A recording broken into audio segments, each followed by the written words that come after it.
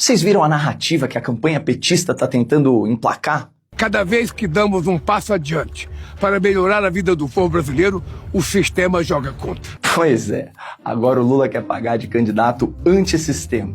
É uma ideia tão falsa, mas tão falsa, que o próprio Lula, discursando no exterior, disse o exato oposto poucos dias atrás e reconheceu que hoje é a esquerda que se tornou o sistema. Nós nos tornamos o sistema. Por isso, não surpreende agora que o outro lado se apresente como antissistema. Qual Lula que está falando a verdade? O Lula do sistema, que discursou na Europa, ou o Lula antissistema, que leu o roteiro do marqueteiro no seu pronunciamento à nação brasileira? Você decide.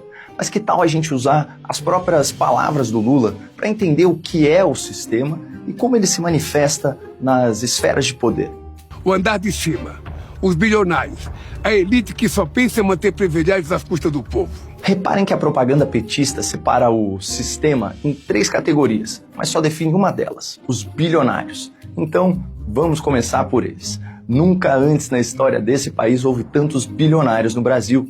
Algumas estimativas dão conta que o número de bilionários saltou 33% só nos 2 primeiros anos do governo Lula, o que por si só já mostra que a gestão do PT é um terreno fértil para os 0,1% mais ricos. Para ficar em um exemplo óbvio de como o governo petista beneficiou o grande capital, é só olhar o lucro recorde das 4 maiores instituições financeiras do país, 101 bilhões de reais em 2025. Ou seja, enquanto mais da metade da população adulta está endividada por causa de inflação, impostos e juros, os bancões estão lucrando como nunca. Não à toa, as famílias acionistas do maior banco privado do país são apoiadoras e doadoras de campanha do Lula, assim como os irmãos bilionários da proteína animal. Um deles chegou a atuar como emissário não oficial do Brasil na crise da Venezuela, lembra? A bilionária mais famosa do nosso varejo também é apoiadora histórica do Lula. E até a Faria Lima, que o PT ama demonizar, estava em peso com Lula na campanha de 2022, incluindo grandes gestores de fundo e até os pais do Plano Real. E assim que eleito, quando Lula montou o seu conselhão de governo, ele convidou uma dezena de bilionários, o equivalente a 14% dos ricaços do país. Você não acha estranho o Lula ser tão próximo dessa turma que, segundo ele, joga contra os interesses da população brasileira?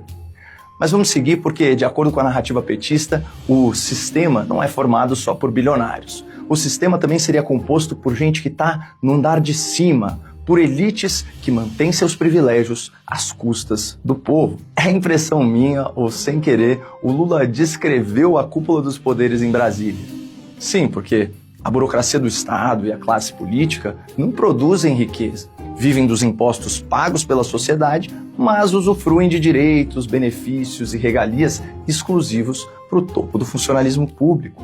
Aliás, essa é a origem do termo privilégio, uma lei ou uma regra que só vale para uma pessoa ou para um pequeno grupo de pessoas.